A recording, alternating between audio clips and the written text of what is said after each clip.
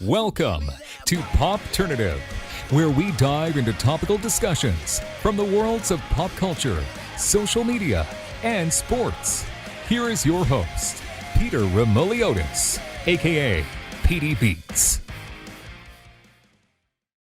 Hello and welcome to Popternative. This is the podcast and talk show where we have digital discussions, the worlds of TV, film, news, music, lifestyle, sports, everything really depending on the guest. Talk about it all. As always, I'm your host, Peter Remoliotis. On social media, you know me as PD Beats. A film called A Week Away just dropped on Netflix recently. We're speaking to someone who you will recognize from this film. Iain Tucker is with us. Iain, welcome to Popternative, man.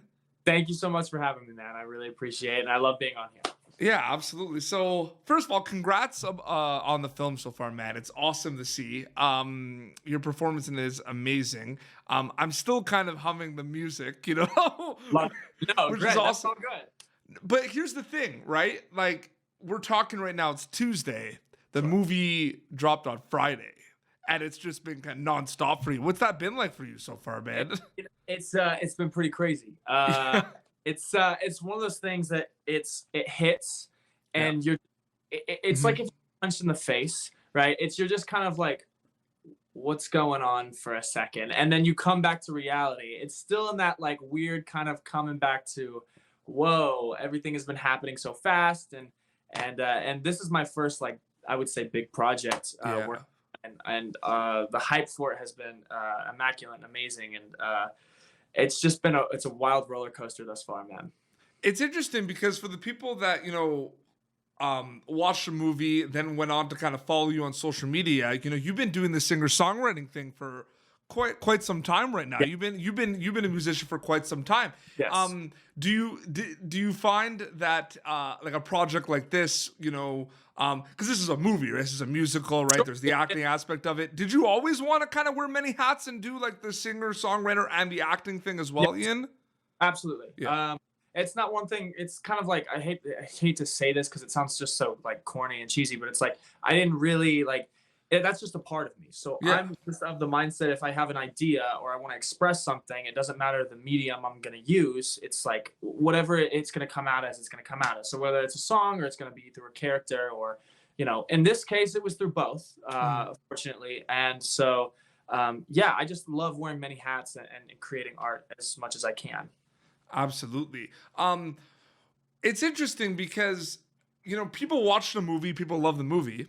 But because it is a musical and there's some amazing songs in it, it becomes a little bit like a two-headed monster a little bit, Iain, because people watch the movie, but then people go and listen to the soundtrack as well. Yeah. That's a cool concept too, right? That Very A Week Away becomes a two-headed monster a little bit. A little bit of a Hydra we got going on here, and I'm not complaining about it at all. That's the beauty about musicals, man, is you get a double whammy with content and with entertainment. So it's really cool. Absolutely. Now, this is a film that dropped on Friday on Netflix. Yes. So you are part of the Netflix family. Yes. How does it feel to be part of the Netflix family, Iain? Very cool. They are very welcoming. They are very warm people. I got a handwritten letter from them, which that's something really cool that not a lot of people do anymore. It's like, and you could tell by the ink and like the smears of like the corners of the letters that it was handwritten. And so that was very sweet. And the Netflix team is and family takes really good care of their other family members. So absolutely. So, you know, this opportunity comes up, you know, you get casted in this, you're going to make this musical that's going to be on Netflix. I mean, two-part question. I mean, what was going through your mind when you kind of read the script for this and you're kind of looking at what this movie is? And then how do you prepare for the role you had? Like, is there a preparation process for something like this? Because it is big scale, right? Yeah, no, for real. First, I read the script and I was like, this is going to be a bunch of fun. Yeah. Like, that's the first thing that ran through my head, is it's going to be just an enormous amounts of fun, and it's going to be thrilling. And then preparation wise, I mean, it's, even though it's a musical, I kind of grew up in musical theater, so I kind of knew how to prepare both music and acting, and stylistically how to blend them together. So that really wasn't a problem for me. But it was pretty much just with Sean, especially balancing the line between being a good guy and a bad guy, and essentially wearing both hats so people don't hate me at the end, like severely hate me, but also that I'm a little bit of a threat. So the anti-hero.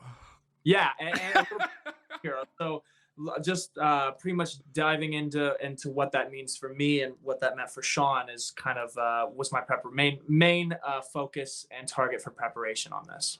Do you when you were presented Sean and your character was the whole, because like like you said, like the good guy, the bad guy kind of dynamic, that's an interesting dynamic, but misunderstood is something that happens a lot of times as well. Was that something that was kind of like brought up with your character as well, that he's maybe misunderstood? Yeah, and I think for me the misunderstanding was kind of Sean on himself, because I kind of played some actor secrets. Sean's very insecure about who he is, and so you see somebody like Will who is very strong and confident in ways that he is not.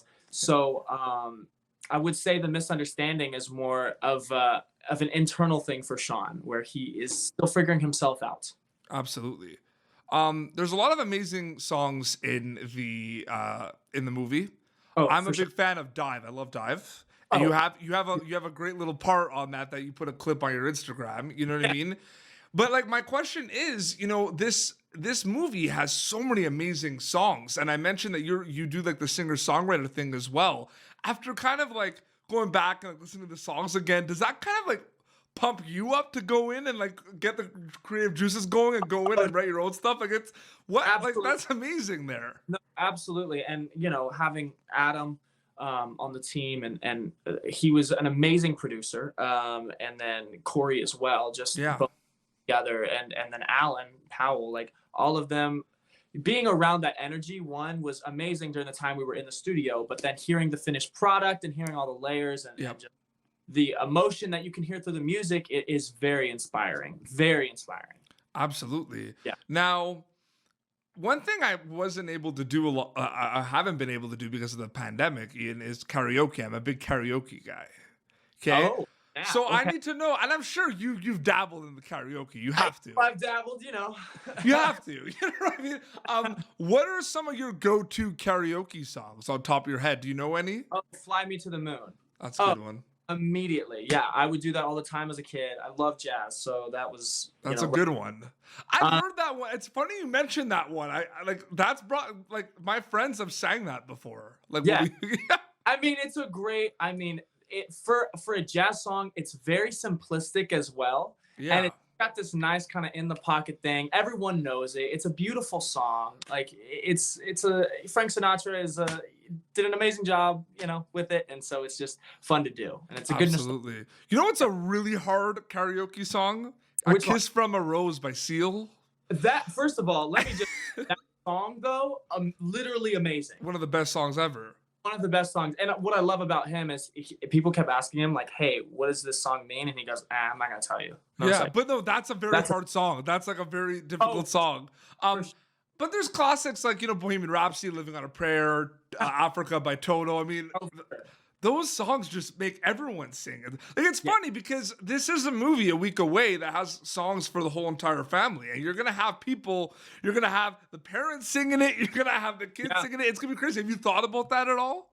Oh, for sure. And because they're like CCM classics, it's like, I grew up in a Christian community. So like the feedback with that has been really neat, hearing like the older versions and kind of translated to this newer musical version that we've been doing it's really cool.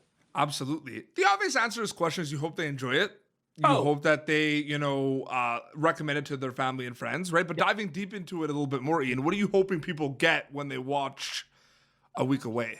What are you hoping to get out of it? What are they hoping to get? Oh, that's, first of all, I love this question because there's a lot you could get out of this movie. But Absolutely. one thing people to take home from this is, I was talking earlier, there's a great line where Will says, always have an escape plan.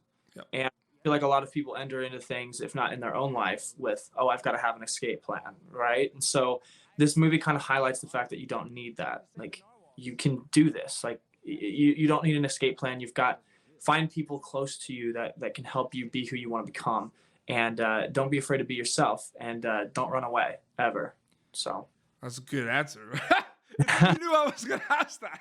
I was talking about it earlier, and I just that line kind of highlighted in my head, and I haven't been able to get it out. So Yeah, and it's interesting because I'm gonna ask you this question. I'm gonna ask you the middleman question too, because I find it interesting, Ian. Because you mentioned this is one of your first big projects that you've worked on, big movies and everything, and it's interesting because you're going in as a young up and coming storyteller. The whole cast and crew are young up and coming storytellers with amazing careers down your path for sure, no question about it. You're doing this movie, people are seeing this movie. There are some people that are watching it that are like, wow, I want to be like Ian one day, be in a musical one day, and that's so cool, you know what I mean? But then you're also learning as a storyteller and actor as well. So you're looking up to people as well. So you're in the middle, man. You're the middleman. Have you ever thought about that? It's an interesting concept. Well, here's the interesting thing as I'm meeting more and more people in the industry who I look up to. Yes. They look at themselves as middlemen still.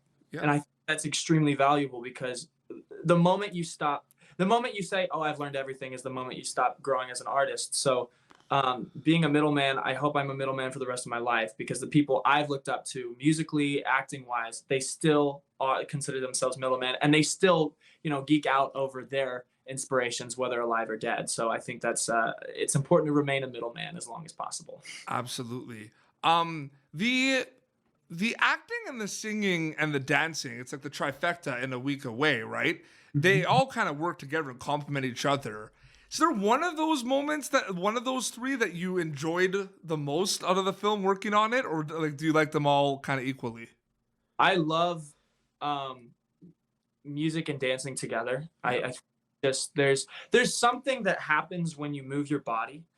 And I don't know what it is. It's just when you have the freedom of expressing your whole instrument, I think there's just something that unlocks in your brain. At least for me personally, it does. That it's just this wellspring of just energy and excitement and inspiration. And especially when you bring music into that, I think it's magic. So for me personally, it was the whole singing and dancing experience of performing and digging into this character from a performance standpoint, other than acting, but through his instrument, his body. Yeah, absolutely.